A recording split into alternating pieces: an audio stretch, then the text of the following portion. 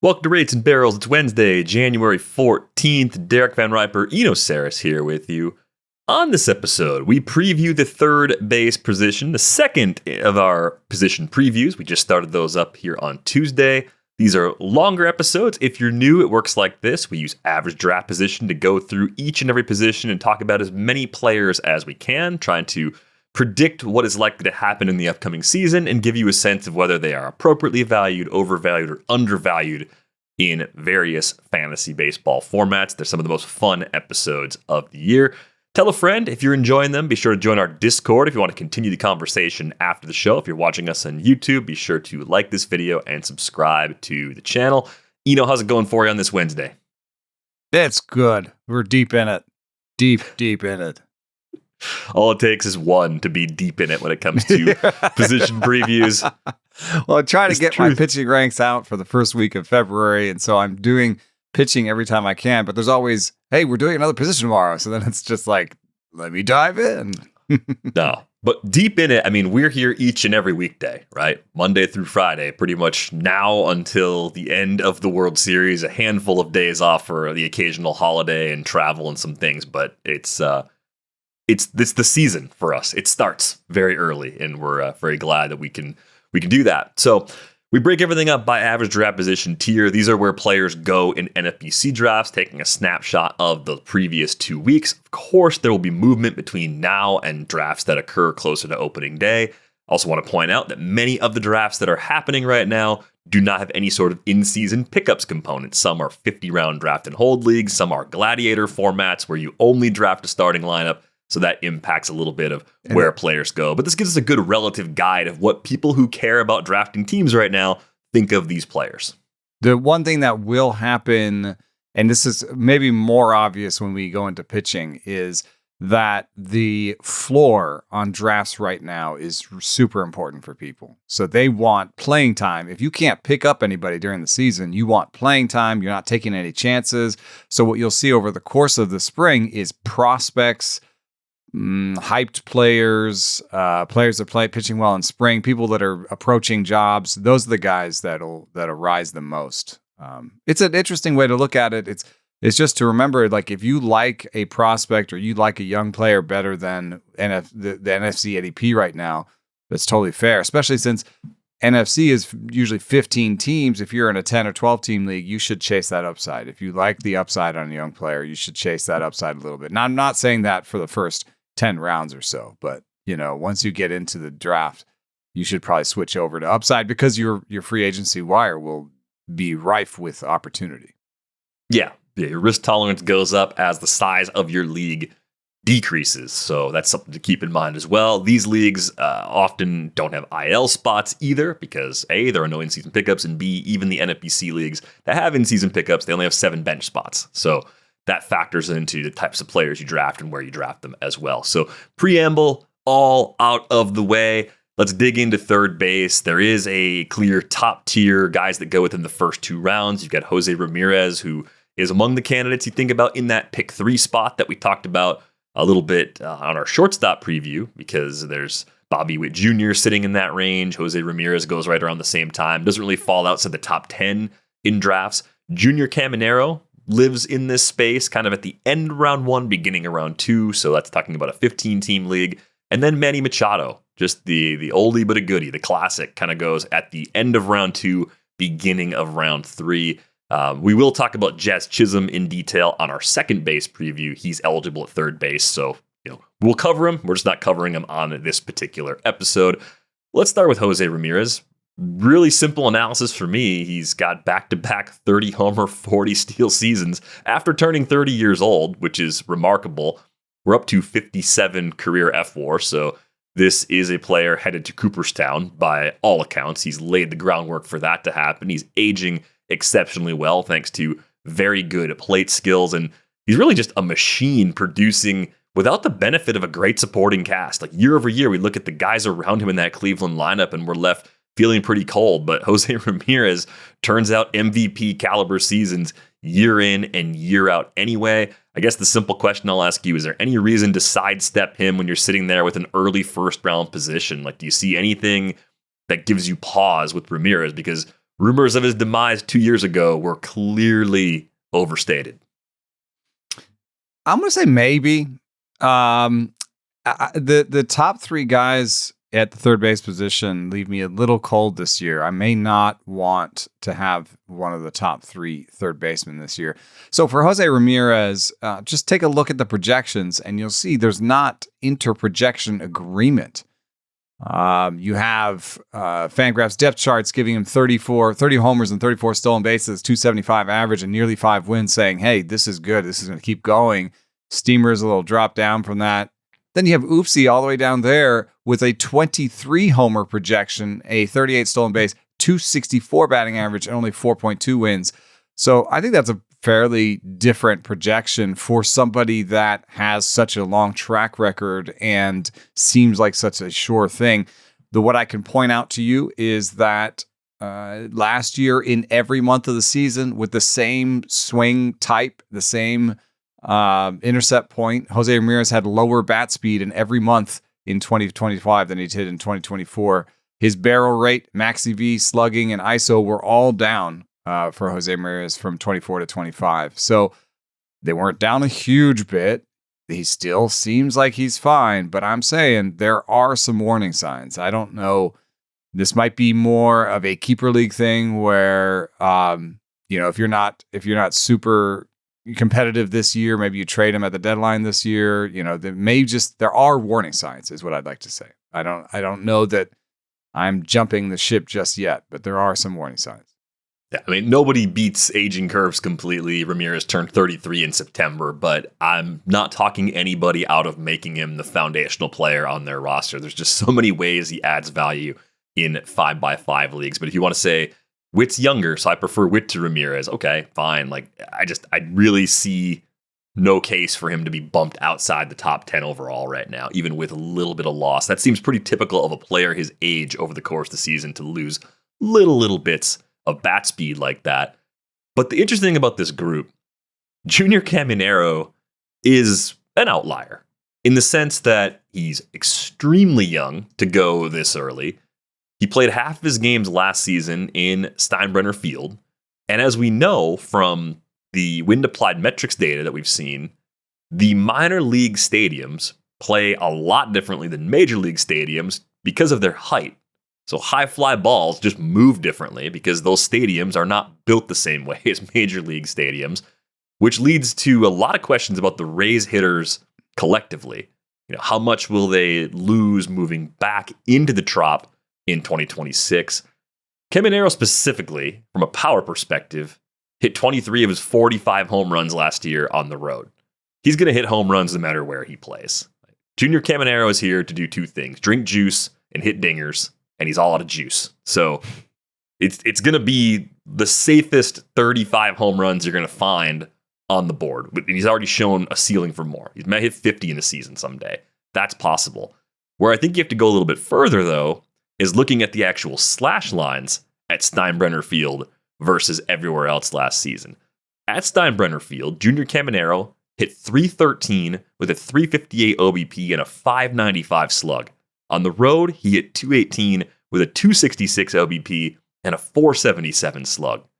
And I have a really hard time, as excited as I am about the long-term prospects of Caminero, committing a top 15, top 20 overall pick to a profile that still has a few lingering questions as his does. Yeah, and one that you didn't even mention was that he has a very flat swing. So, in terms of the tilt on his swing, he is among qualified hitters. He has the 10th flattest swing. Now, I'm just going to read out some of the names to you about around these flat swings so that you can get put some context around that. Alejandro Kirk has the flattest swing in baseball. Yandy Diaz has the second flattest swing in baseball. You've got Jake Berger there. He's a home run hitter. Agustin Ramirez is there. Hunter Goodman. There's some home runs, but Randy Arozarena, Matt Chapman, Harrison Bader, Corbin Carroll, Jackson Churio, Cabrian Hayes, Manny Machado, Darren Duran, Tommy Edman. So I would just say, generally, you don't have 45 home run hitters down here. I mean, he's like literally the only one, right? And even when you think of the home run hitters down there, like Manny Machado or Matt Chapman or Jake Berger, they're more like, 25 to 30 home run hitters, right?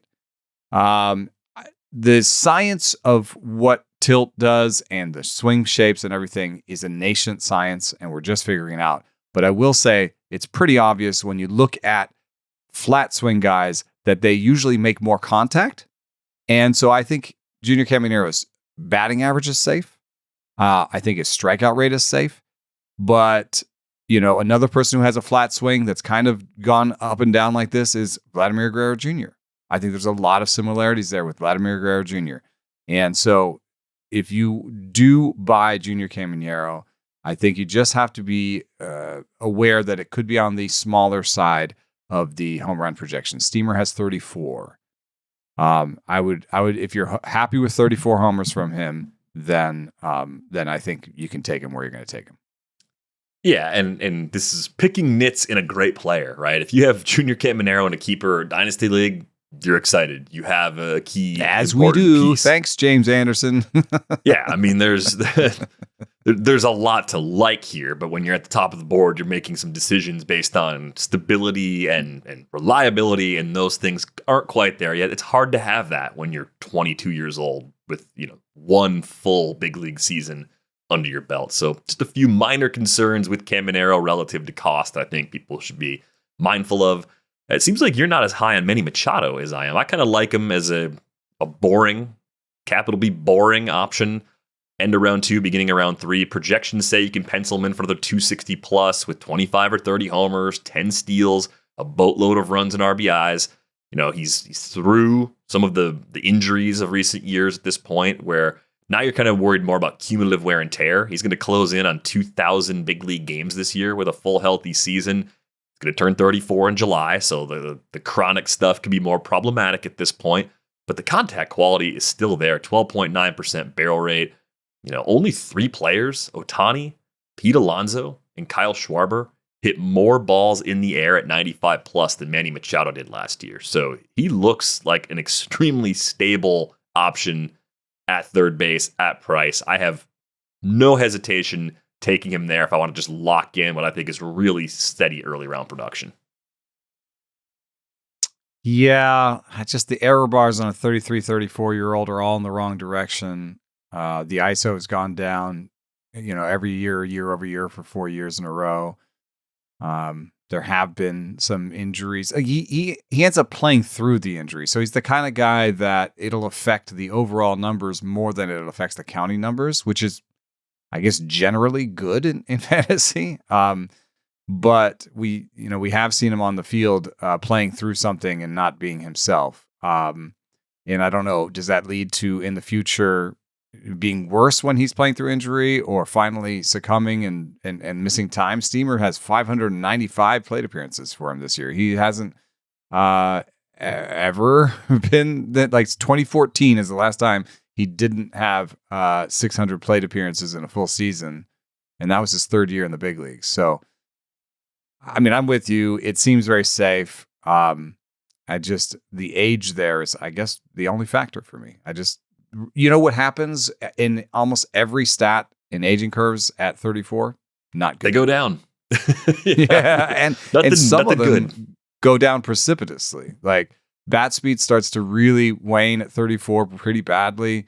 I think we start seeing defense in Jordan Rosenblum's, and I'm going to be quoting these a couple times because third base is one of those places where either you have the defense for third base or you join like the first base DH scrum, and sometimes that costs you playing time. I'm not saying that would happen to necessarily Machado, but his defense is not rated as a positive anymore. It's basically at 0. That at some point it's going to mean some missed time as they either take him out of games for defensive purposes or move him to a new position. I don't know if Manny's there just yet, but it's, these are the things that happen at 34. Yeah, and he's signed through the 2033 season. So the Padres will probably get to move him off third over to first at some point, move him from first to DH. But they'll probably want to keep him at third as long as possible since they have him for so long. Yeah, they're going to take their time, I think, with that one. But I think the the walk-away line on Machado is if you're sitting there early in round 3, kind of stuck, you don't feel good about the other options, I think you can do just fine with Machado in that spot. The clock ticks down, you're getting nervous, just click Manny Machado. It probably turns out okay if health continues to be on his side here in 2026. It's a difficult position because if you don't really love those guys, then, we're about to come up to a positional sort of a little tier of their own, a choice. And once you do that, there's some landmines after that. I don't love third base this year. The pocket that I love hasn't really been circled for me yet, except for maybe this pocket we're about to discuss.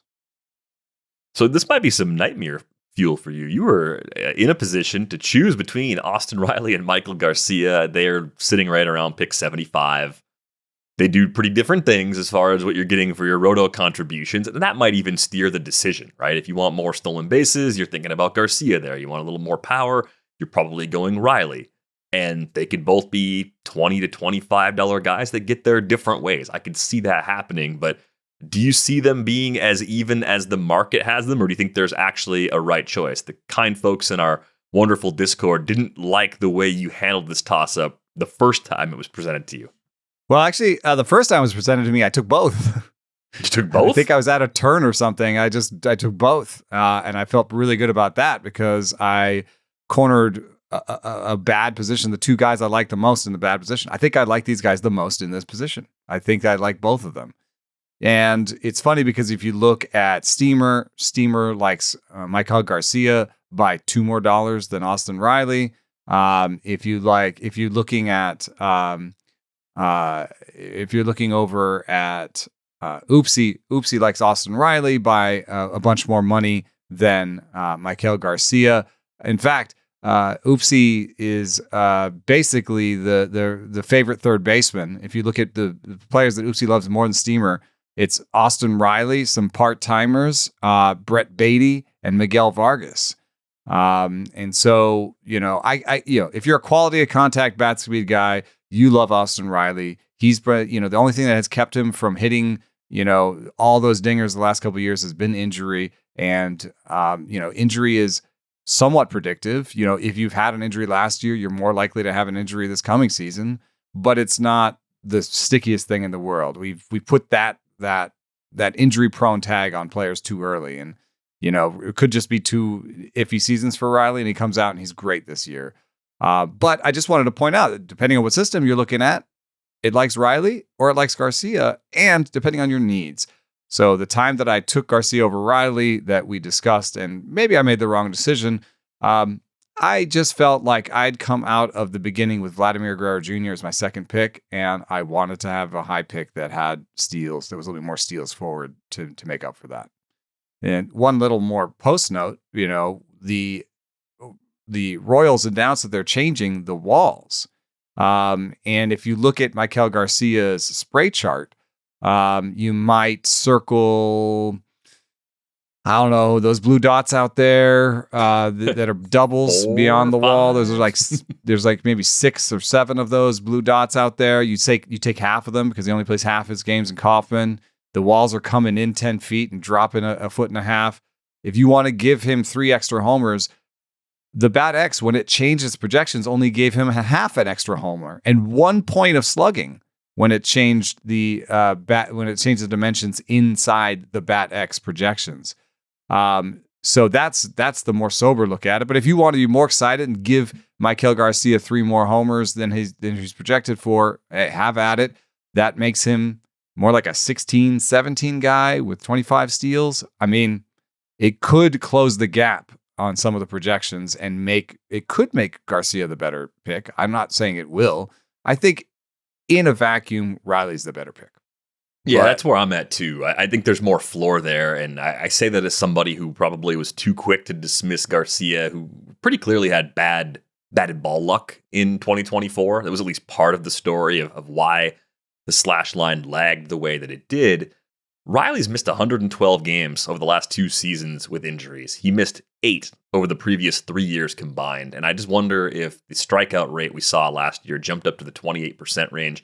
If that was the result of just not being healthy, The reason I think that is because we didn't see more chase, and if he's missing in zone, like maybe that's because the mechanics are a little bit broken. I don't think he's developed a hole in the zone that he can't cover just yet. He seems too young for that to be a problem. It was a 15.2% barrel rate and a 50.2% hard hit rate. So that still points to a guy that's going to likely hit the 30 homer mark as long as he's able to play 150 games again. Garcia, the park factors thing hadn't been announced when you made that decision. So yeah, you can give him a little bit more of a nudge in the power department. He's just got lots of ways to help you. You know, I think the 12.6% K rate was part of the improvement last year. He walked more than ever at 9.3%. And he hits the ball pretty hard for a guy that doesn't strike out a lot. So I think the batting average on balls in play should be stable. The average probably won't hurt you. It might even help you. Projections are calling for a 2025 repeat with a slightly lower average. That seems like the right place to go. But I think you draft that in round 5, knowing there's a possibility that you still get something more in one of those two key categories. Yeah, I think he could go back to stealing more. I mean, when you steal 25 bases, it really could go either way. He's not of the age where I think it'll fall off a cliff and he'll go down to 10. So I think you can at least get 20 steals. But could he, steal 31? 32? I think that's certainly possible. He's projected for 20, 25, 26 in most systems. So.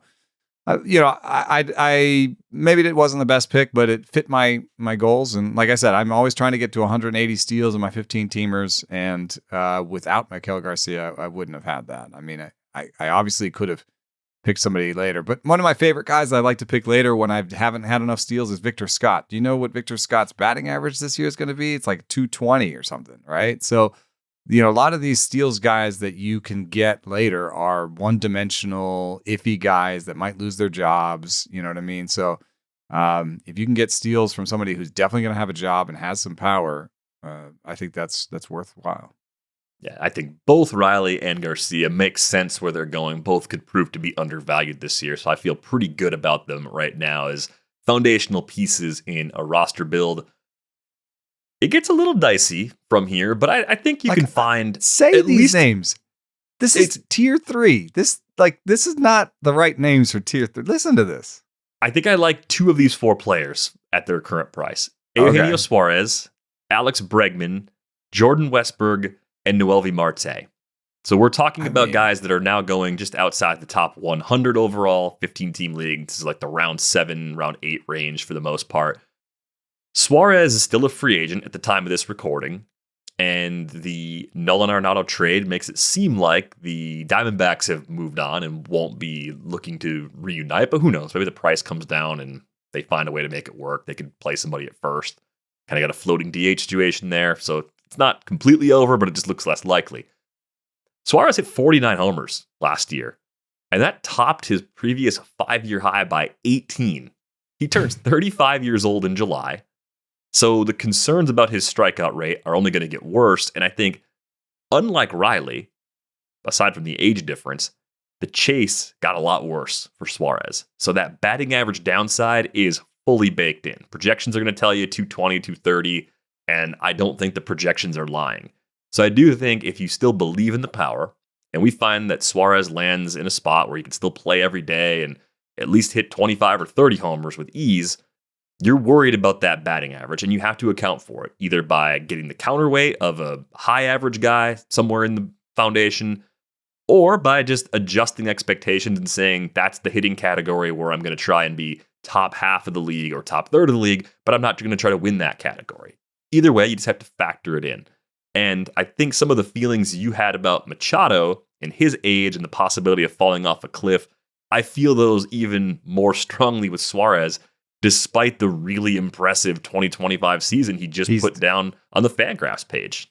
It's just more of a flat hitter than Manny Machado, right? He strikes out a lot. He right now he's trying to get out in front to get those homers. So, that's where the chase is coming from. It leads to more strikeouts, leads to a lower batting average, leads to more pop-ups, that sort of stuff. So, I just think that the possibility of collapse for Suárez is real.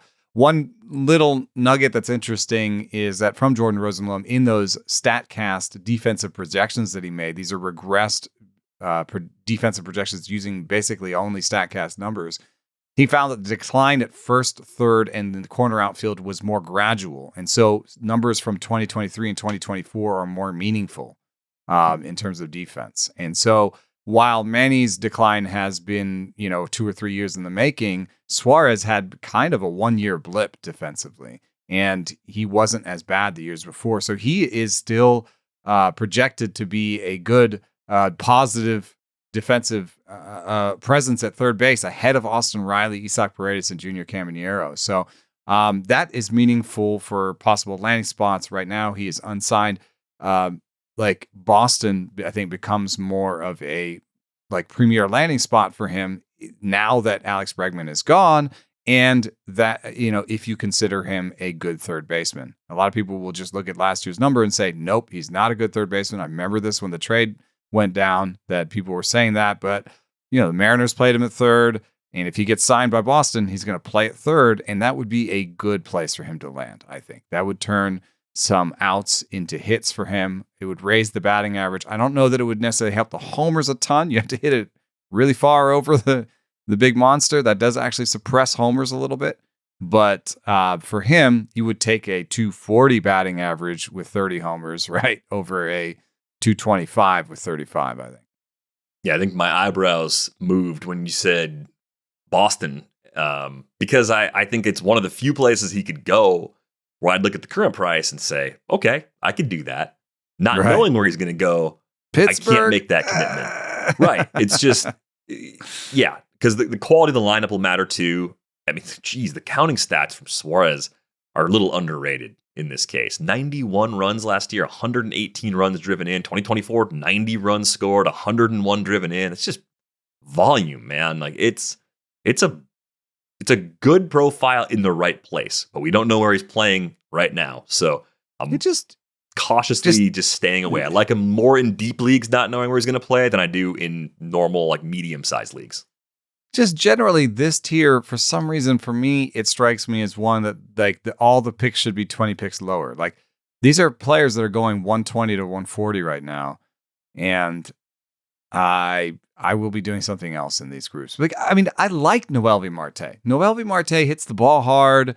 He even steals bases more than people think. I forget right now how many he had. How many did Noelvi Marte have last year? Off the top of your head, 10. He had 10 in 360 plate appearances. So you could put him down for 20 this year.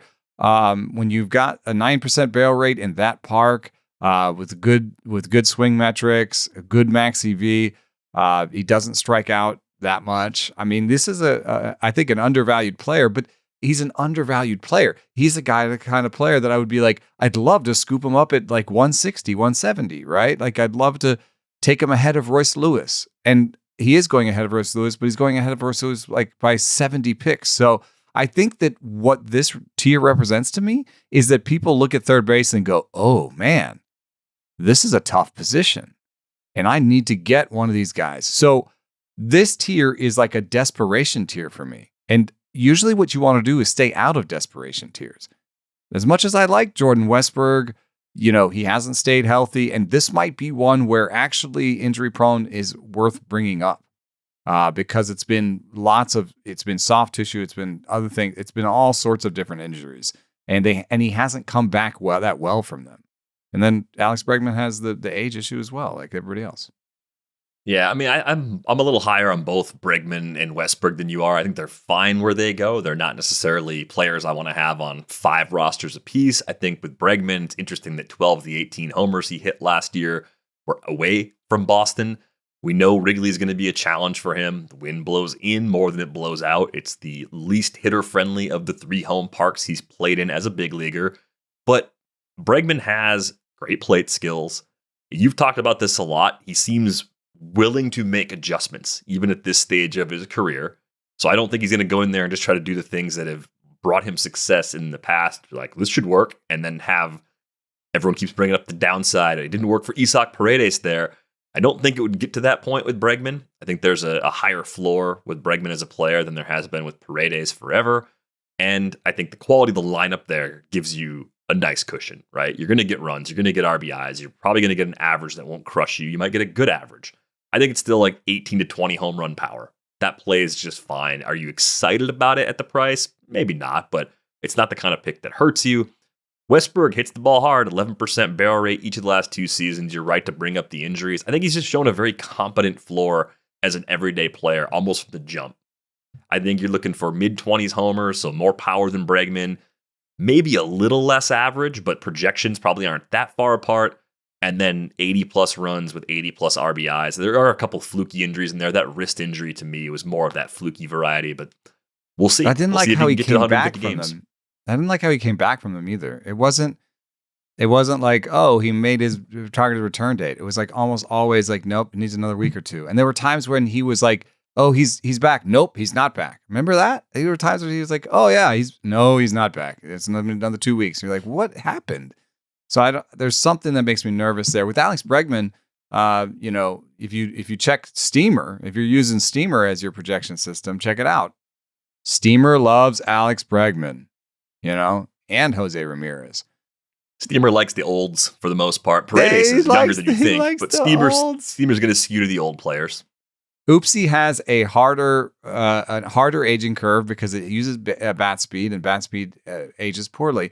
And Alex Bregman, you said 18 homers? Well, then you're an Oopsie guy on Alex Bregman. And that's a difference between a $20 player at 23 homers with Steamer and an $11 player with Oopsie. So, I mean, you may say you like Alex Bregman, but you like Alex Bregman at $11. That's a lot different than the $20 price he's going at. So, and just to clear things up, I think this is something that's interesting about our podcast is like, I may like this signing somewhat for the Cubs when you given the market externalities and where the Cubs are in the win curve and the fact that it's only a 5-year deal and not a 10-year deal and stuff like that, and not like him in fantasy. Yeah, but the player pool's wide open in redraft fantasy. Like, oh, come on. I may what have is a happening right now? Shirt on right now, so but that doesn't mean that I want Alex Bregman in fantasy this year. So you just stupid, sexy Flanders my point about Bregman, first off. So that's bad.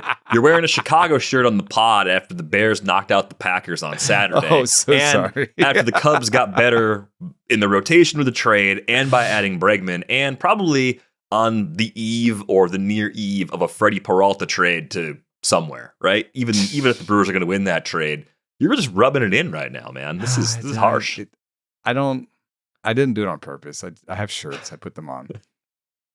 I think it's 18 is the floor for the power from Bregman. I think 23 to 25 from Steamer and the bat. Like that's attainable. Okay, pick one from the tier. I'm going to boldly say Bregman. I'm taking Westburg. I'd go Bregman, Westburg, Marte, Suárez if I had to draft out of this group right now. I might go if I'm stuck in this tier, I'm going to go with the youth. I think I'm going to go Westburg, Marte, Bregman, Suárez. You're not completely out of your mind. I think the concerns I have with Marte is that he was hurt after he came back from that PED suspension in 2024. Mm-hmm. And the Reds made him earn that spot back in the lineup. Like they sent him down to AAA. He had to mash there. He came up, had a grade 2 oblique strain. I guess it wasn't a leg again, so that's good. But he does have a slightly elevated injury risk, given what's happened now each of the last 2 seasons. Moved to the outfield after they brought in Brian Hayes, so he's probably going to lose third base eligibility after this season. My concern with Marte, and this is more of a short-term concern than a long-term concern. The minor league track record of plate skills is really good. Low strikeout rates, high walk rates. He showed some patience. Like I think what we've seen so far is a 25% K rate with a sub 5% walk rate. I don't think that's the long-term outcome. But I wonder if it's going to take a couple of steps to get there, given the time that he's missed, in part because of his own choices and in part because of injuries these last 2 years. Yeah. I still, the tier makes me nervous. I think generally, I'm just surprised. I'm a little surprised that Marte came up this high. I thought Marte would be down with like Barger or, even lower, man. I thought that people would need to see more out of him, but we are in the age now of advanced analytics, and we're all looking at the barrel rates and all these things and the projections. And by projections, he definitely, if he plays a full season, deserves to be in this group. I mean, I think the vast majority of people willing to draft fantasy baseball teams before the middle of January are doing a lot of homework. So I think that's where you're not getting super bargains at this time of year, right? It's just the nature of how the prep works. Some of the playing plan projections are actually removing value from him, though. So if you look at my comp dollar numbers, which I've just basically run all the systems and then average the dollars out. Bregman is an $18 or a $16 player. Jordan Westburg is a $17 player. Matt Chapman, who we're about to get into in the next tier, is a $15 player. Noelvi Marte is a $10 player because some of the systems, like Steamer, have a 459 plate appearance projection for him. So this is, again, we talk about this all the time. Playing time is king. If you think there's a 650 there, then Noelvi Marte belongs in this tier. If you think there's a 450 there, then he belongs in the next tier. I don't think the Reds have enough good players to justify playing Noelvi Marte less than every day unless he falls completely on his face or gets hurt. It's a little bit like we talked about with O'Neal Cruz this time last year, that people were concerned that maybe they'll platoon him. And you looked at the depth chart and you said, they don't have enough good players to justify not just seeing what he does. Could be really good, yeah. against lefties.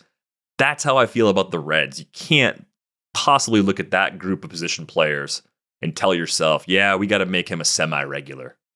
He's a righty. He should play every day. That's how I would look at Marte from a playing time perspective. I'd be a little more up on that number compared to what some of the projections are spitting out. Let's go to tier 4. I don't think tier 4 is that bad, but I don't like everybody in this tier either. I've got a couple favorites and a couple that I probably won't have anywhere when the dust clears on our rosters over the course of these next 2.5 months. But this group includes Matt Chapman, Addison Barger, the aforementioned Royce Lewis, Isaac Paredes, and Matt Shaw. I think we can just start off by saying the Matt Shaw ADP is going to go down. He's going to fall in this tier. He lost his starting job, and barring some sort of trade of Nico Horner, which I think will upset Cubs fans, Matt Shaw is now in a super utility role. You could look at them and say, well, they don't necessarily have DH fully locked up. If they want to play Suzuki in the outfield, they can shuffle things around. Maybe there's close to everyday playing time there. Still, I'm not drafting Matt Shaw in this tier right now based on Bregman being added to the mix. That just takes away too much playing time floor in the short term. Matt Chapman, to me, is kind of the obvious undervalued. Like, why does he slip this far? He's still top 20 homers last year, despite playing in just 128 games. That was his lowest total since becoming a full-time regular back in Oakland. The past health track record is good. He's among the players you'd look at and say, well, he's been healthy, but staying healthy at this stage of his career is more difficult. So you do have to kind of factor that in. I don't know if it's because the average downside is consistently there, that people just always write off Matt Chapman a little bit, but it doesn't have as much batting average downside as a non-Boston Eugenio Suárez, right? It's not running 220, 230 projections. It's more like 240. I think it's still high 20s home run power if you're going to give him 150 games. Defense is still valuable. He's on a big contract. Playing time volume should be huge. And this group starts to have a lot of questions about playing time as soon as you move past Chapman. The only other guy in this tier, as we sit here on January 14th, that could match him plate appearance for plate appearance is Isaac Paredes. He's the only one of the other 4 players in the tier that I'd point at and say he could also get 600 plate appearances this year. I think Addison Barger is a big side platoon guy in Toronto. Royce Lewis has maybe the worst health luck possible with leg injuries between the ACL tears and hamstring and quad stuff. So it's hard to rely on him for a full season. He faced the toughest pitching in baseball last year. Okay, I like that nugget. Tell me more about that. But I forget are we on the same page that Chapman and Paredes are the clear safest 2 here, and the 2 you look at as the clearest everyday players right now? I think Chapman is my favorite in the group, yes. And one, I had a ton of him last year just because he gives you a little bit of everything. In fact, he's right around league average player in that he's like a 250 batting average, 20 plus homers, 10 plus steals. I mean, the average player hits 258, so a little bit higher, but he hits a little bit more homers than the average hitter in the average year. So he's a good player. And last year was not a good outcome, so I could be mad at Matt Chapman, but he was still the 11th best third baseman and worth at least probably around $10 last year in most leagues, even with the injuries that held him to a 231 average, 21 homers, and 9 stolen bases. So I think, buying him as, the 10th best third baseman is buying the floor. And the year before that, Matt Chapman was a $24 player, and he was the fifth best third baseman in baseball. So you're buying the bounce back, and you're paying the floor price. So I'm still in on Chapman. I maybe don't want to have as many Chapmans as I did last year. Diversify a little bit just in case he doesn't bounce back. But even if he doesn't bounce back, you bought the 10th best third baseman for the 10th best price. It's not that big a deal. One thing that comes to mind when I think about with Paredes, we're always talking about his spray chart, how he pulls everything. Check out who the market loves way more than my composite projections. Isaac Paredes is number 1. My composite projections say he's the 28th third baseman, and the ADP rank is 15th. And then Barger, who's in this tier, my comp ranks say he's the 19th best. The ADP rank says he's 14th best. Also sprinkled in there are Baty, Jazz Chisholm, Josh Smith. The reason Josh Smith is higher than his comp projection is because he plays a bunch of positions, and the market right now is being set by people playing draft and hold. So they love that Josh Smith plays all over the place. And plus five differences in 5 points of ADP rank. I don't know how big a deal that is. But why are Addison Barger and Isaac Paredes loved by the market and not by my comp predictions? Well, Addison Barger projected for 433 plate appearances by Steamer, and Isaac Paredes for 420. Those are for different reasons. You brought it up. Addison Barger has a 69 WRC plus against 30% K rate against Southpaws last season, and so he may be a platoon player, and he no longer plays a premium defensive position because his StatCast projections are not great at third, and they got Kazuma Okamoto to play at third. So he's an outfielder. It's much easier to platoon an outfielder. So you're just going to put somebody else in there that can swing from the right side. So that's why Barger no. Paredes, I think it's mostly just about injury, but if you think about that roster, there is some redundancy. If he's not great, Cam Smith can play third base. Am I alone in thinking this? I think they believe Cam Smith can play every position on the field. Like they were trying to have him adjust to big league pitching and giving him, pregame reps in center last year when we talked to Chandler Rome. And you're kind of like, how about you just pick a spot and I would like that too. Hitting and first, I like Cam Smith. Move him around. And he's not eligible at third, so shouldn't be talking too much about him. But I'm just saying, Paredes, the 420 plate appearances, massive thigh quad injury that took him out of most of 3 months of last year. That has some repercussions for this year. Plus, if there is some slougage, maybe there's a change of position. Not a great defensive guy. If they got rid of Walker, could he play first? And would he be platooned? He wouldn't be platooned as a right-hander, so it's not a platoon risk in the same way. So I guess I like Paredes a little bit more than Barger, I guess. I like him more because play every day.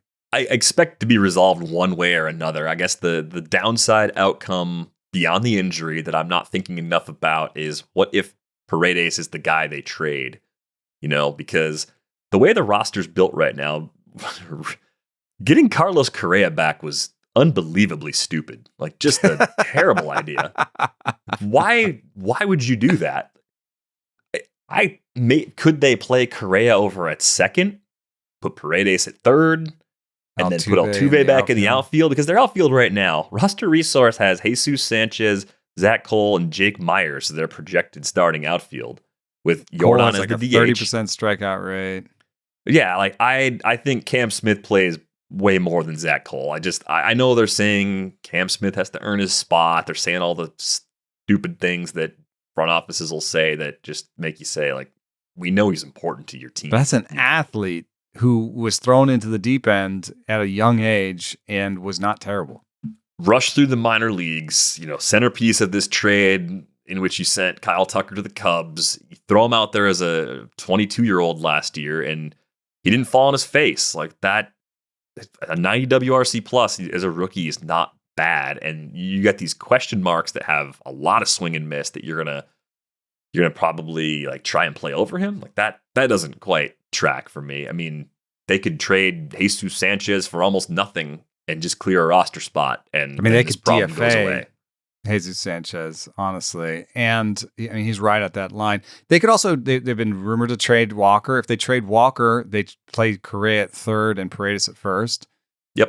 If they trade Paredes, though, you're right. His swing, he pulls everything in the air, and he was not good at Wrigley, and he was fine in Houston. So what was that? I thought of a spot. I thought of a spot for Isaac Paredes, and no one said it yet. And we've been thinking about him a little bit lately because their lineup, as good as it's been in recent years, just doesn't look as good right now. Arizona. Even Isaac after Paredes the in Arenado Arizona. trade. Yes. Oh, because their first base situation is not that great. Because it's Pavin and Adrian Del Castillo at first base and DH right now. Like that lineup seems looks to a be the lot vibes better that with Arizona's giving off right now too. We'll take your okay guy, and make our worst spot better by putting an okay guy there. Yeah, I don't know how they get the pieces to line up to make the Astros happy, but man, I just want it to be a very controlled environment for Paredes. I do not want wind. To be a thing that works against him. I think he needs to hit in a lab-like environment to max out the ability. But he was on a 30 home run pace last year. Trop was good to him, yeah. Yeah, 30 homer pace again last year before he got hurt. So if he's still in Houston especially, I really like him at that price. Royce Lewis, real quick, you said something before that made me perk up a little bit. But aside from the leg injuries, the thing that he did that was a little bit odd is he ran a lot at the end of last season, which given A makes B more interesting, right? If you've had multiple ACL injuries, quad and hamstring trouble, and all of a sudden you're just aggressive on the base pass and you're still good at stealing bases, he was 12 for 14.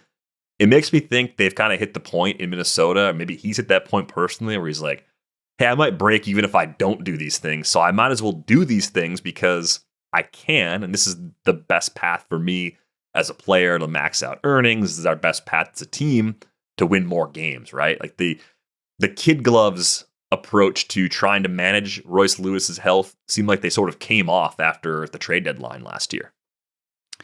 Yeah, and I mean, there was that time when he was like, I don't slump, and he's got great bat speed. He's got decent enough sprint speed to steal these bases. He had good barrel rates in 23 and 24. And he pairs us all with good contact rate. Like all the skills, all the tools are there. The projections are fairly robust for 250 with a 20 home run thing. And then this was from Davey Andrews' piece on Fangraphs. Actually, it was about Davey Andrews' piece on Famgraphs, where he delved into the strength of opposing pitchers and in fact trotted out some fun reconcepts of the Fangraphs logo with Tommy Pham in it. So he had a lot of fun with it. He tried like a BP with Tommy Pham in it, a baseball refram. He tried to put Pham into Baseball Reference. So he had some fun with it. It was a really fun piece. I recommend it. But he found that Royce Lewis faced the best pitching in baseball last year. So, when Royce Lewis is saying, I went from I never slumped to I can't figure it out. Maybe it was just a quirk of the schedule. He hit a bunch of really good pitchers and come out of it eventually. When you look at his splits for last year, he did really struggle at the end of the season, but you can't look away from the 180 WRC plus he put up in June. And so, second half 97 WRC plus is probably not as bad as you thought it was, given how bad it seemed at times. And again, this is a tough position. So if you say all these things are bad and Royce Lewis is dropping in your draft, then I'm with you. The composite projections still say he's a $9 player. He's one of the last guys that could be a double-digit third baseman. Barger, for example, is a $3 player in composite projections. Paredes is a $0 player in composite projections. So if you are going just on composite projections in this group, it's very clearly Matt Chapman, but Royce Lewis is second. Yeah, and I think with Lewis, the thing you're wrestling with and planning for is, the projected plate appearance numbers across the board at Fangraphs are all above anything he's done as a big leaguer so far. So your overall risk profile up to that point needs to be a lot of generally good health grades if you're going to take a chance on Lewis, especially in a 15-team league. I think in a more shallow league, he makes even more sense because he shows enough different skills where if it clicks, you're excited. You get a guy that vaults up into the top 10 at his position.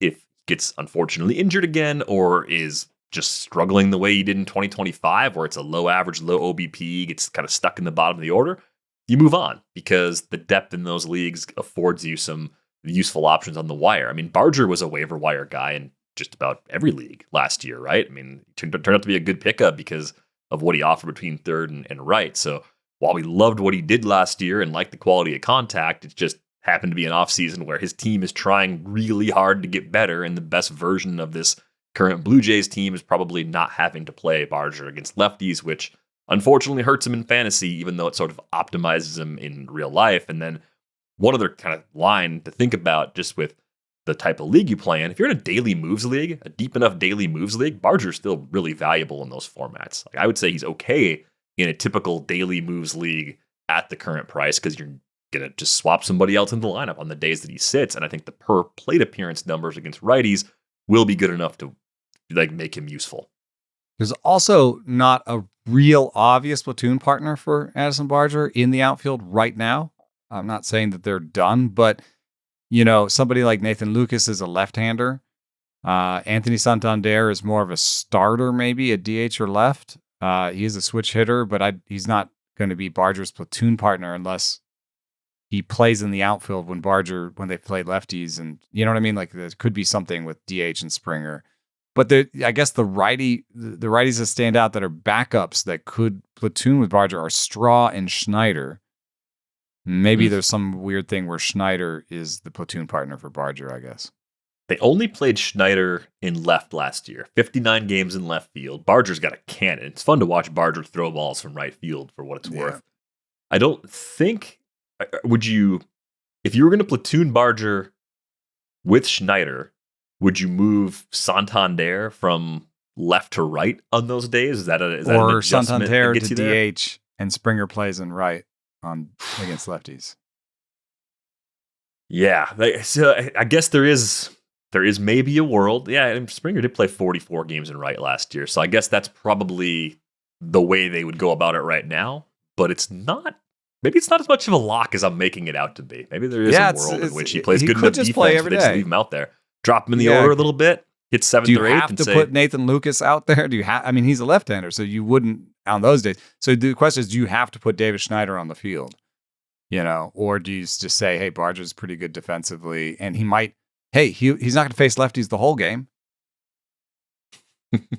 That's a good point. So I don't know. At the very least, Barger would fall in the batting order in those matchups and lose a little bit of plate appearance volume as a result. But they could still add one more piece. Given the way they've approached the offseason, finding a platoon outfielder they like doesn't seem impossible. One last thing about Paredes that's kind of fun is that he gets nearly 4 extra miles per hour of bat speed in advantage counts.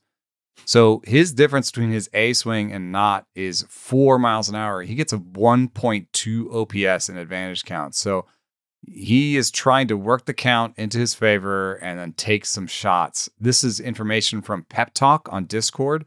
You can DM Pep Talk and he will give you his sheet where he has outlined the differences in advantage counts and not. And Paredes is one of the top players in baseball in terms of the difference between his A swing and his other swings. So that's just a fun thing that came out of Discord that I wanted to mention. That's why if you look at Paredes, poor bat speed, poor barrel rates, and yet a fairly consistent production in terms of home runs. Controls the zone.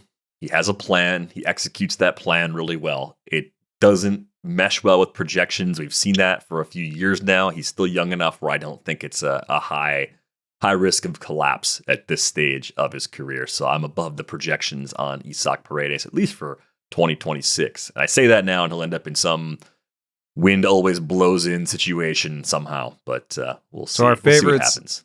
Our favorites of a tough tier seem to be Chapman and Paredes, with Barger and Lewis as having some interesting use cases. Yep. Got to dial down my previous risk tolerance to get to Lewis, I think. The price is not unreasonable for what he's shown as a ceiling in the past. There are some guys in the next tier that you could say, oh, you could get into the reverse paperclip problem where you're like, oh, these guys are just as good and they go later. But this next tier is last chance saloon a little bit. And if you were getting your starting third baseman from this group, you're in trouble. If you're getting your CI from this group, you might still be in trouble. But there are some interesting names in this next group. Yeah, so Munetaka Murakami sort of starts things off right around that pick 200 mark. Max Muncy, that's Dodgers Max Muncy, of course, at this point. But A's Max Muncy in very, very deep leagues does become part of the conversation. Brett Baty, Caleb Durbin, Alec Bohm, Kazuma Okamoto, and Mark Vientos, all part of this group. It's not even just an all low average big power group. It's littered mostly with that. The Murakami concerns have been outlined in detail on previous episodes, but knowing that he's in a situation with the White Sox where he will be afforded, I think, a lot of opportunities, and he's got a clause in his contract. He has to approve a demotion to AAA to be sent down. That maybe was part of why the White Sox were so appealing to him.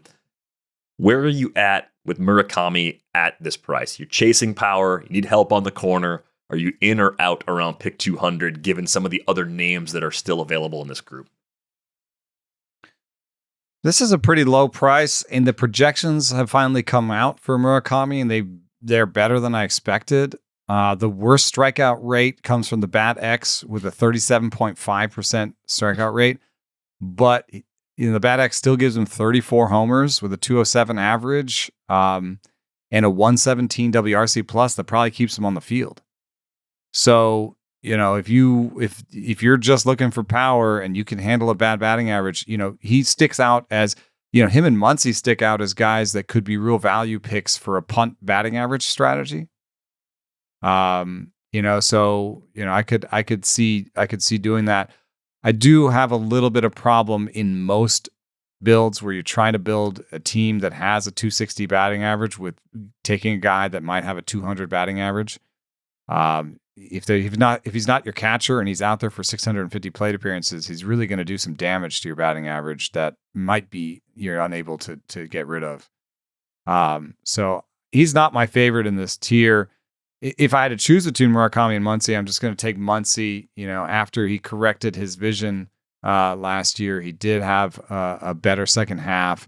And it's been a while since he's hit under 200. But it's also been a while since he's played full time. So neither one of them is my favorite in the tier. I will get to the favorite in my tier in a second. Yeah, I think they actually do pretty similar things, Murakami and Muncy, but I think the key difference for me is Muncy maybe can offset the platoon risk with just being in the Dodgers lineup. The counting stats might not get dinged as badly with the Dodgers as they would in a lesser lineup, but if those concerns are there for Barger, they're definitely there for Muncy. I think he's also hit the point in his career where that swing and miss against lefties is there for good, right? The slow degradation in that split seems pretty real. So you are going to have to account for some absences, be that Andy Ibanez or Miguel Rojas, whoever they're going to put out there. Probably Ibanez, I would imagine, gets the small side share of the time at third base with the current build for the Dodgers. I think they're both okay if you're chasing power and you have that average foundation where you want it. The Murakami projections are actually scaring me. I mean, how many times have we seen an everyday player with a 37% projected K rate? Like, I realize that, there's some MLEs in play here, so it's not quite the same, but it's 3 years of 28% plus in the NPB. That really gives me some pause with Murakami. I like Okamoto a lot, actually, in this group. Like, if I'm chasing power, I know you're going to add a lot to the K rate compared to what was happening in Japan, but at least the starting point for him, like, he's just a better hitter. At least he did all the things that I want to see in a power hitter in Japan. And I know there were injuries this year. It was only 69 games, but he still popped 15 homers.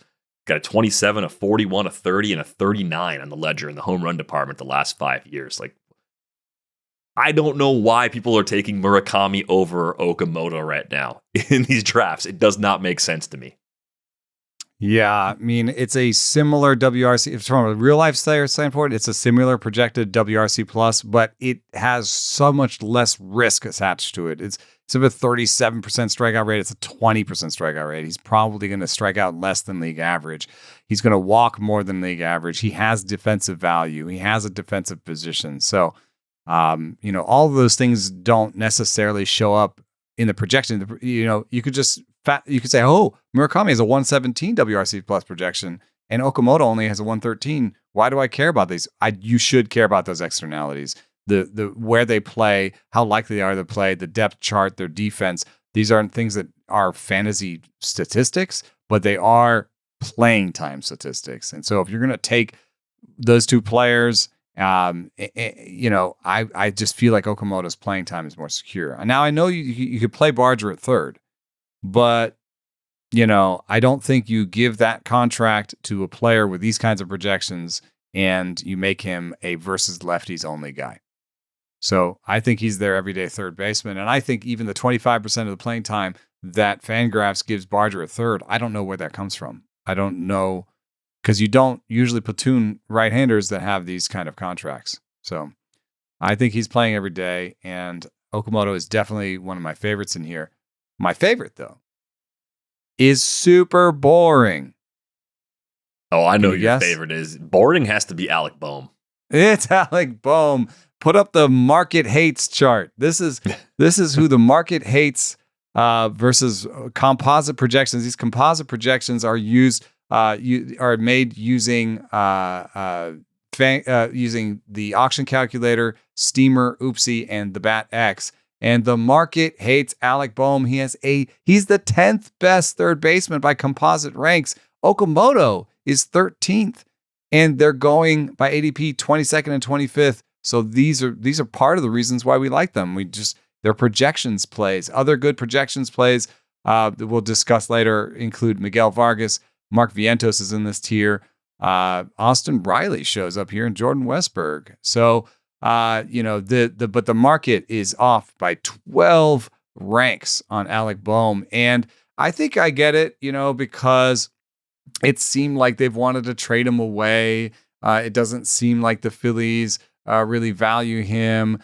He's played first base, 10 or 15 times a year. He played first base 80 times in 2023. So he seems to be moving towards first base. Every rumor has him leaving town. He's only been above league average by WAR once in his career. I get all that, but he's projected to be league average. And here's a fantasy relevant thing. He's got the 13th best batting average in baseball among qualified hitters over the last 2 seasons combined. So I think people just don't understand that he's an actual boon in a category. They see, 280 with 15 homers, yuck, but it's 15 homers on a Phillies team. So it's like 80 RBI, and 280 these days when the league average batting average is 250 or 240 even, is something that really helps you. So Bohm, I would feel really like, I'm not trying to tell you to, make him your starting third baseman, but if you got in trouble in this position and you threw an audible, nobody's talking about Alec Bohm, nobody's making another sleeper. And I think that, he's one of those guys you could just sneak in and be like, hey, I have a $10 corner infielder here. Yeah, I mean, I think there's, from a keeper league perspective, there's about a 0% chance he stays in Philly when he hits free agency. I mean, they got Aiden Miller coming up. They're already talking might Bo lose Bichette. third base ability soon, maybe. Yeah, but you're right. I mean, 4 years in a row, he's been 274 or better in average. He's got 297 RBI seasons in there, which, again, this is not the type of analysis we ordinarily do, but it's easy to overlook those counting stats. So if he's still the primary third baseman this year in Philly, in deeper, like 15 team leagues especially, he's undervalued. This could be sort of the inverse of Royce Lewis when you're talking about a 10 or a 12 team league where you say there's not enough ceiling there to justify this, even though the floor is okay. You just move on in a shallow league. But I think for deeper leagues especially, I can get on board with Bohm. We talk about Oatmeal all the time. Oatmeal is a player that plays a lot, who doesn't give you anything that makes you end up on sleeper lists, doesn't really excite you. Oatmeal fills you up. It's healthy, it's boring, but I think Alec Bohm is an Oatmeal play in this tier. I think I'm at 12 bowls of oatmeal to start the year out of 14 days, man. I'm crushing it. Up. I am so healthy right now in the morning and so unhealthy with every other meal of the day. It's, they don't cancel out, I'm told. But no, Bohm is fine where he's going right now. And I don't think he'll move up or anything. Like I don't think there's really any risk of people being like, yeah, we're into Bohm. We're going to take him 40 picks earlier. I think he's pretty reliably going to be out there late if you're trying to fill that CI spot and make sure you got a third base eligible player that is pretty stable. Mark Vientos is still eligible at third. Pete Alonso's gone. 2025 as a whole was a step back from the 2024 breakout. Still came close to a league average season. This just comes down to playing time. Like if you believe there's a path for Vientos to get 600 plus plate appearances, then I do think that value chart you put up there makes a lot of sense to me. I just wonder, despite the fact that he hits the ball hard, look at his splits overall. Like he's 230, 292, 427 against righties, league average. Like is that something that a contending team is happy with in a first base or DH spot? That's kind of the problem for me. Is like on a team where there's no pressure, I think he plays and I like him. On a team that happens to be in the Mets situation, I feel like there's a wider range of outcomes. And even though the season didn't go the way we'd hoped for Vientos in 2025, he did lower the K rate to 24.8%. So there was some macro skills growth that I think is at least somewhat encouraging if they are going to give him a chance to lock down one of those spots. Yeah, he was a guy that hit the ball super hard to all fields and had good bat speed in 2024. And then he lost, between those years, he lost a little bit more than half a tick of bat speed. And you just saw his quality of contact, not crater. He still was 72nd percentile for barrels, 89th percentile for hard hit. So he still does that, but it wasn't as good of a season. And so the question is, what happens with that lost bat speed? And so I took a look at guys that dropped bat speed, and I looked at players under 30 that had dropped that much or more, and players over 30. So I made two buckets. And when I looked at players under 30 that had lost a half a tick or more at bat speed, 40%, they recovered 40% of their loss the next year. We only have 1 year. We have 2023, 2024, and 2025, right? So I looked at guys from 2023 to 2024. They lost more than a half a tick. And then what happened in 2025? They recovered 40% of their loss. So if you're young, you can recover lost bat speed. Players over 30 recovered 12% of their lost bat speed. So that's why I can quote the lost bat speed for Jose Ramírez and think, I don't know that he's necessarily going to get much of that back. But when I look at Mark Vientos, I can say, hey, he's 26 years old. It's likely that he gets some amount of that bat speed back. Yeah, I think with that, it is just the fact that he's on the minimum. I think that's something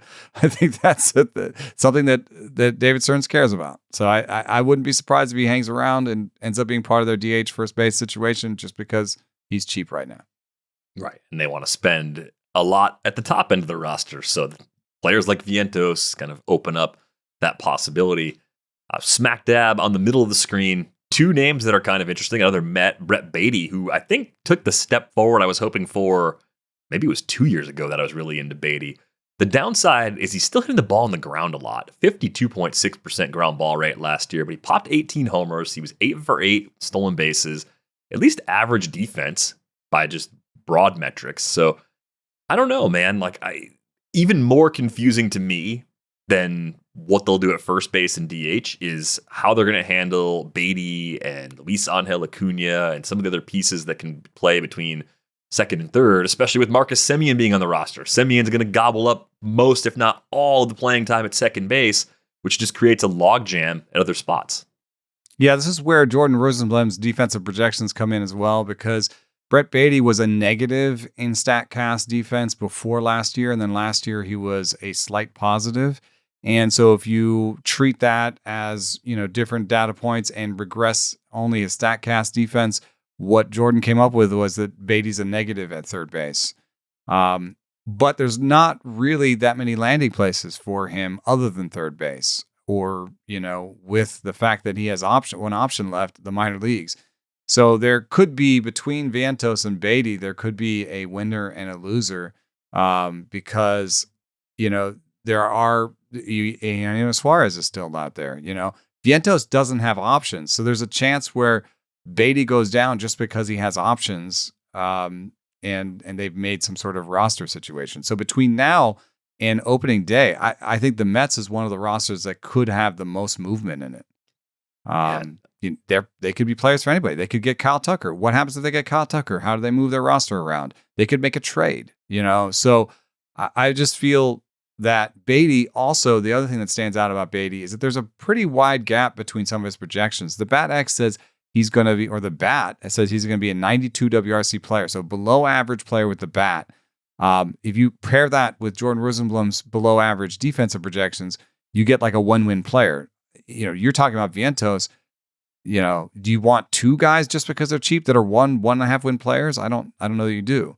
On the other hand, the Oopsie says 109 WRC plus, comfortably above league average player. Again, cheap. Maybe Baty's the one that survives and Vientos gets traded away on a, he's out of options and he doesn't have a place on our roster kind of deal. In either case, I do think that there will be consumers for Vientos. I do think he could end up somewhere where he plays. Yeah, I just kind of like the situation better if it's not with the Mets, believe it or not, just because I feel like the pressures are going to be reduced almost anywhere else. Caleb Durbin lives in this range too, worked his way out of the bottom third of the order, eventually just locked down that third base job for himself. And it made me wonder, is this Ernie Clement with an everyday job? Maybe the glove's not quite as good, but it's good defense. And I think the thing that I had noticed too, looking at the profile for Durbin, he really was split neutral in year one, which really gives him a lot of runway to get a full season encore. If you handle same-handed pitching from the right side really well and play good defense, that gives you at least a couple of months, I think, to just show, hey, this was real. Sub 10% K rate.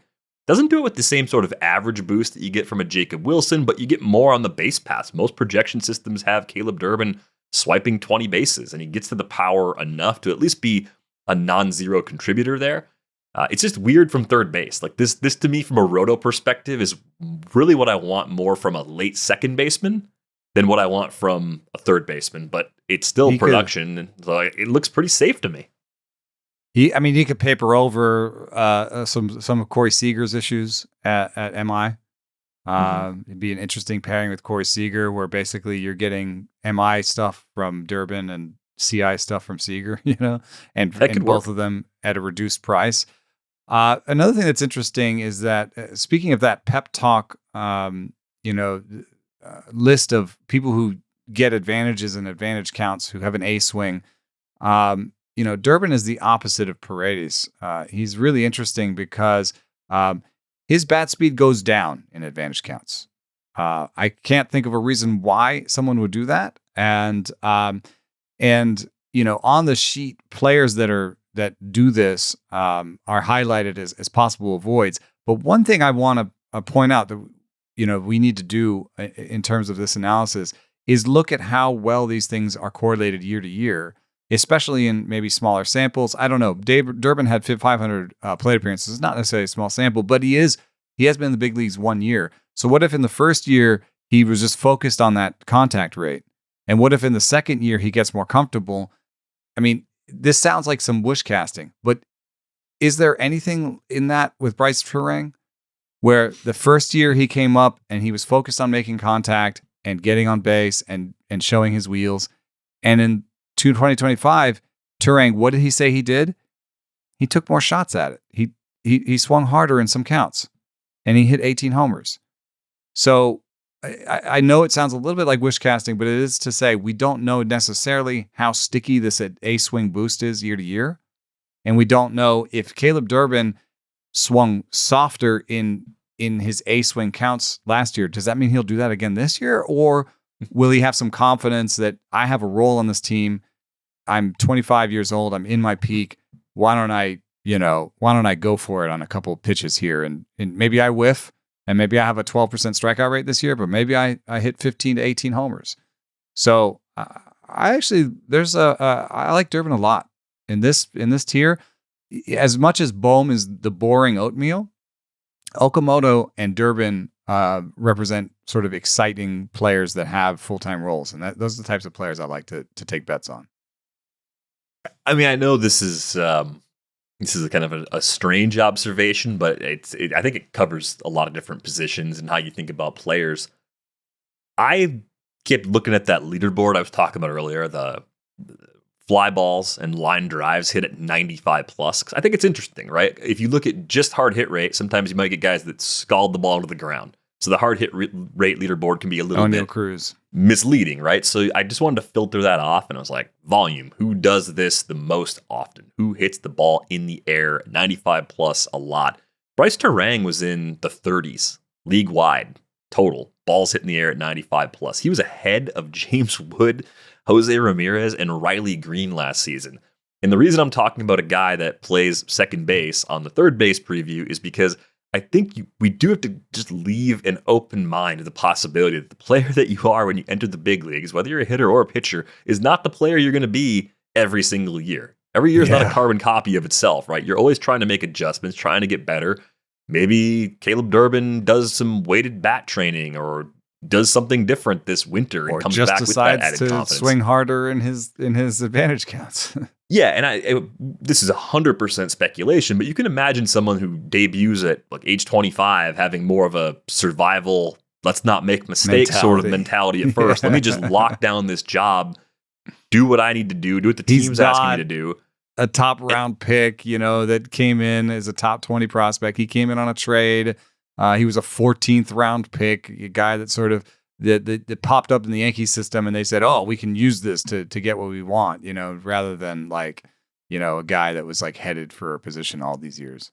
Yeah, and again, I think this is the sort of mentality you need to have, thinking about what could change within a profile that unlocks something new, that gives you a chance of unearthing the next Perdomo or the next Turang. Like, you just have to have a little bit of that mindset baked in, especially the further down the board you go, thinking about what could go right, trying to find some micro things that catch your eye that make a lot of sense. So all that is to say, I mean, I think Durbin should be the third baseman all year again, and I like the fact that he moved up in the order as the season went along too. I think those counting stats could pop a little bit more, even if he just kind of holds on to most of what he did as a rookie a season ago. Kind of an overlooked player in a lot of corners. Let's get to the last tier, which is the open water. It's beyond pick 300, so it's anybody and everybody. Some of these guys are veterans that are established starters. Some are former prospects. Some that aren't even on the screen right now if you're watching on YouTube are prospects that we're relying on in the future, but names include, but are this is not covering everyone. We were talking about Miguel Vargas. Josh Jung still kicks around here. Jordan Lawlar's third base eligible. Connor Norby's kind of interesting. Marcelo Meyer, Ryan McMahon, old Nolan Arenado's way out there somewhere. And there's a few guys that don't qualify at third right now in all leagues, like Sal Stewart, who I think could be really interesting too.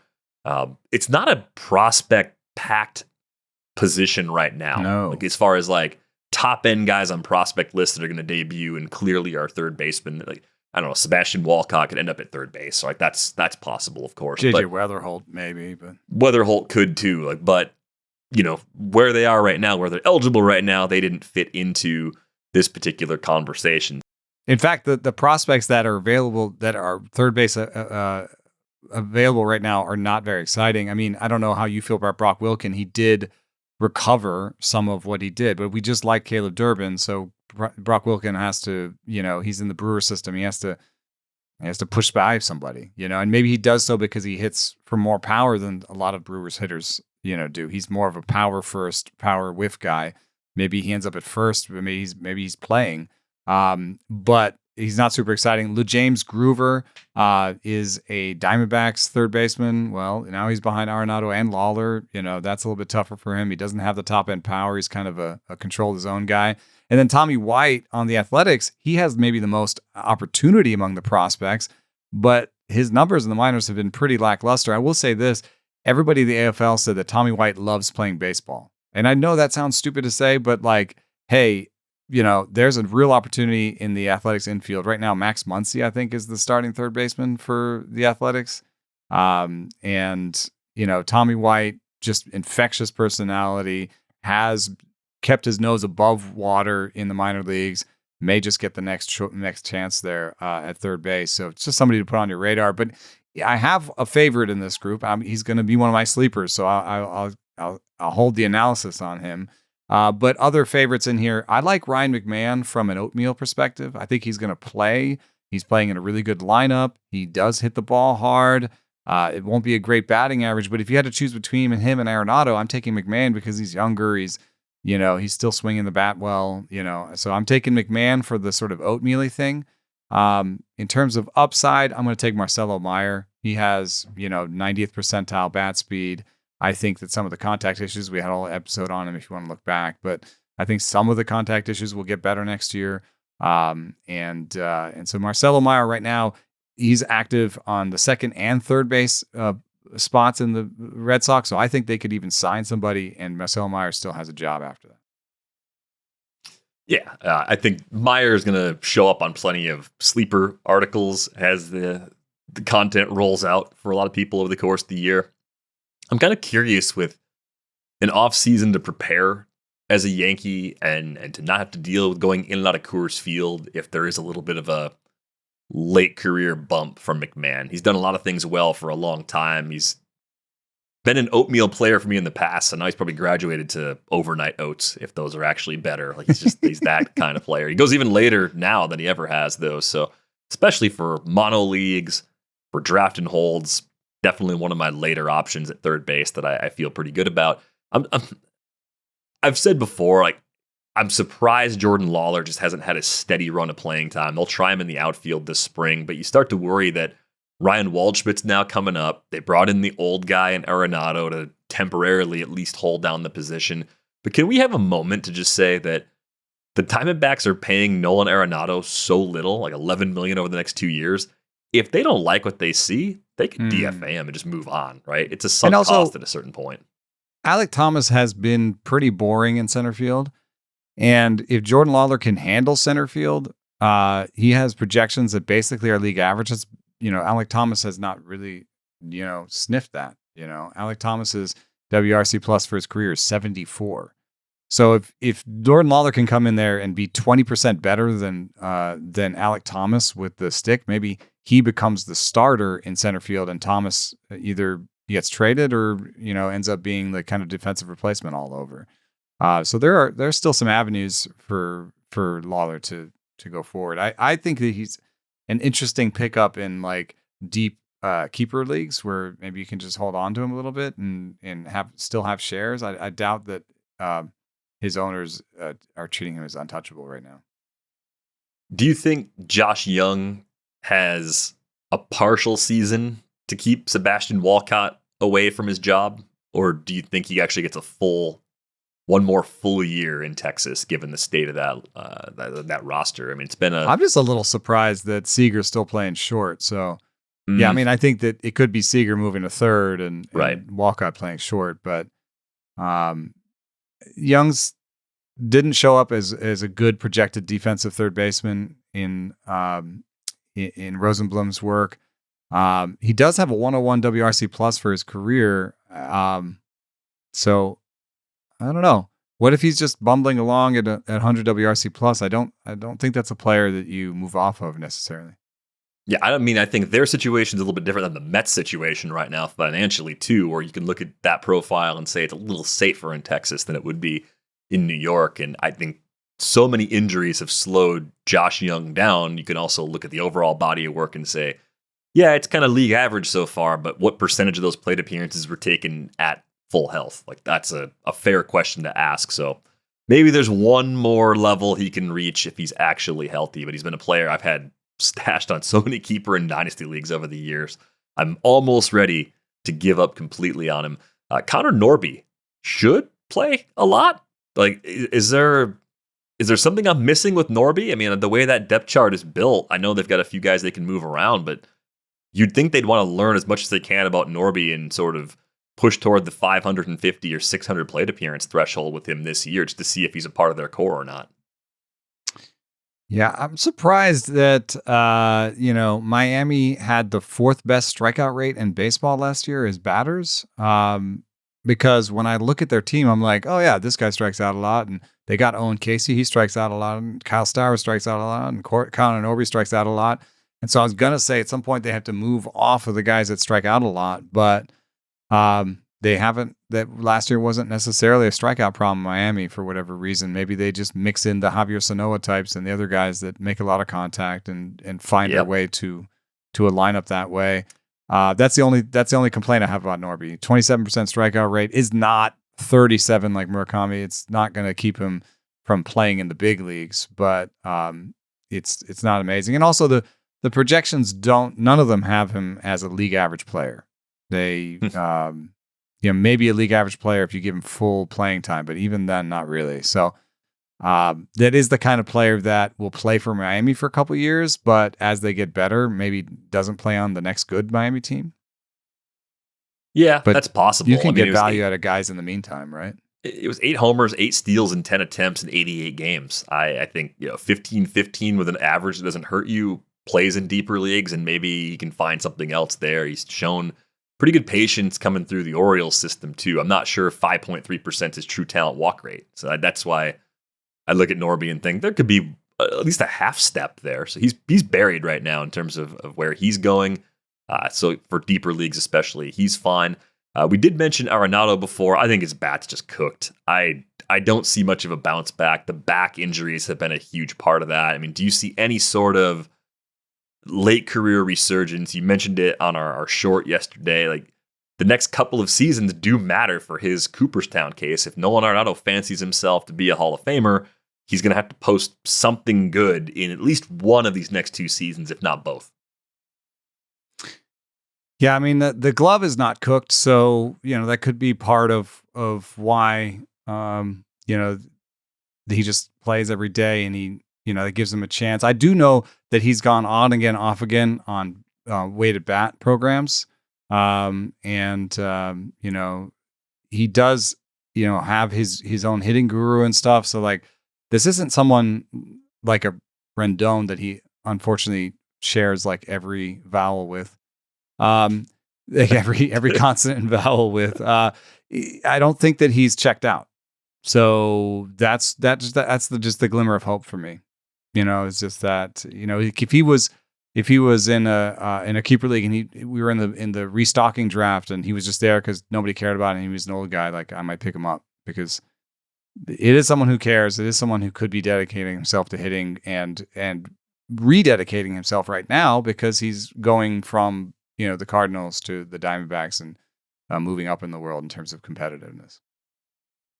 I will say we'll do an episode at some point where we dig more into the late sleepers, the guys that go after pick 300, because there are names that we're not saying that you may be thinking about. You may play in a format deep enough where those players matter. So just putting that out there. At the end of the position previews, we will come back around and dig for the latest of late sleepers, because we'll have more information in 3 weeks that will shape who we really like. The depth charts will be a little closer to finalized than they are right now. And I think that's kind of important as you try and take the ultimate sleeper shots at the bottom of your roster. On the way out the door, a couple things. First and foremost, at this position, who would you say is your true sleeper at third base this year?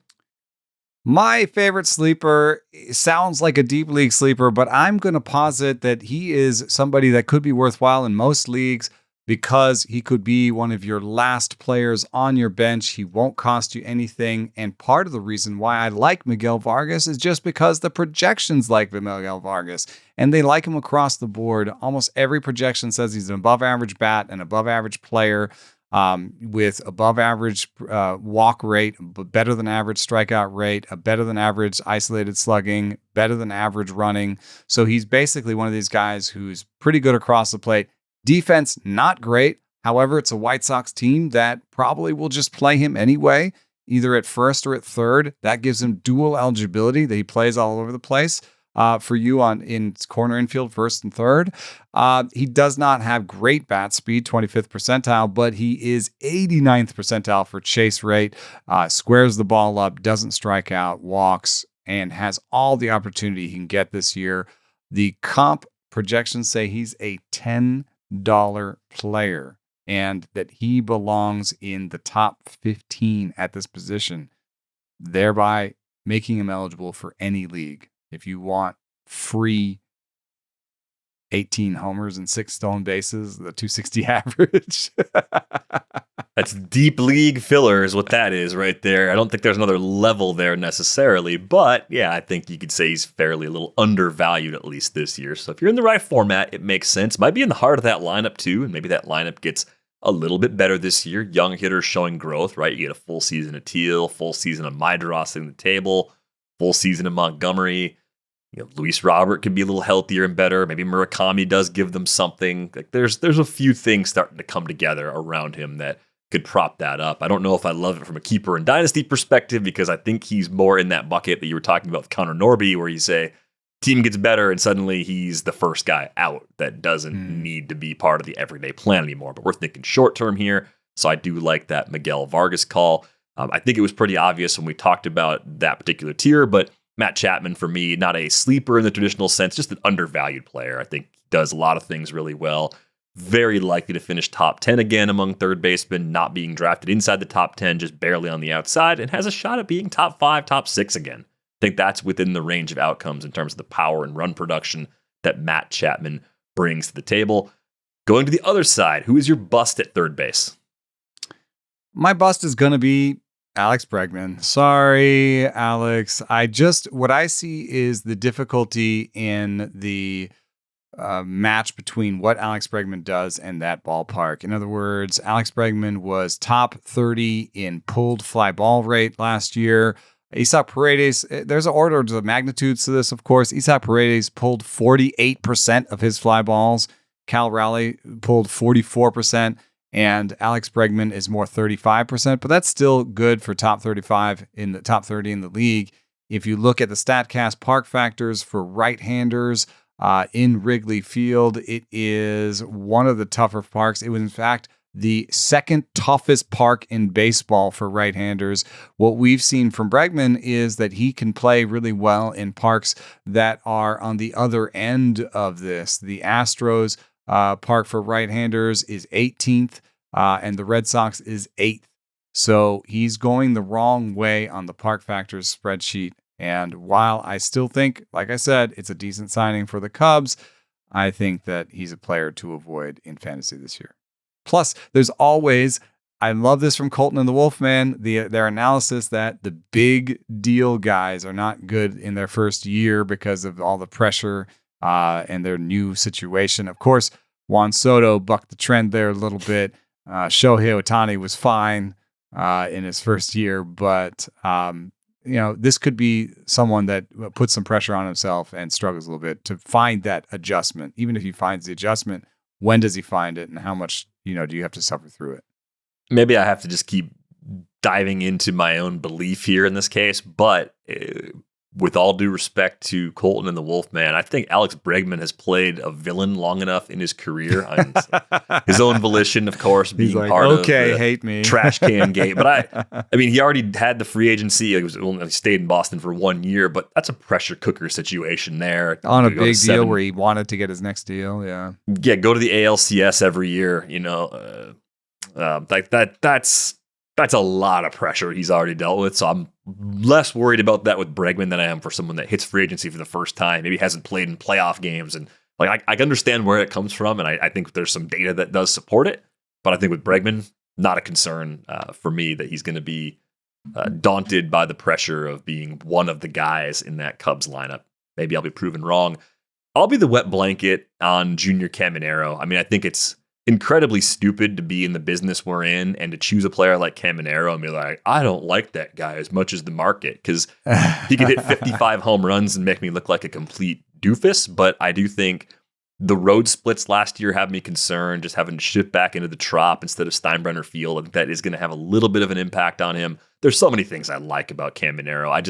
I don't want to take him at pick 15. You know, I don't want to pay full freight right now. Love him in keeper leagues, love him in dynasty leagues. We'll probably have him on a bunch of teams in future years, but I just don't see myself getting there with Caminero as a first rounder in my 15-team leagues in 2026. So not a bust where he's going to hurt you and make you miserable, just going to lag a little bit relative to the other options you're going to have at your disposal in that draft slot. We need to go. Good news, one more position preview coming up later in the week. We'll take a break from the series on Thursday. Trevor May is back with us for tomorrow's episode, so we'll dig into some league-wide topics. We'll talk about the fences moving in Kansas City, among other things. We're also going to get to some game show stuff, I think, this week, too. So a little break from the format before we get back to it. Oh, no. I'm going to turn the tables on you.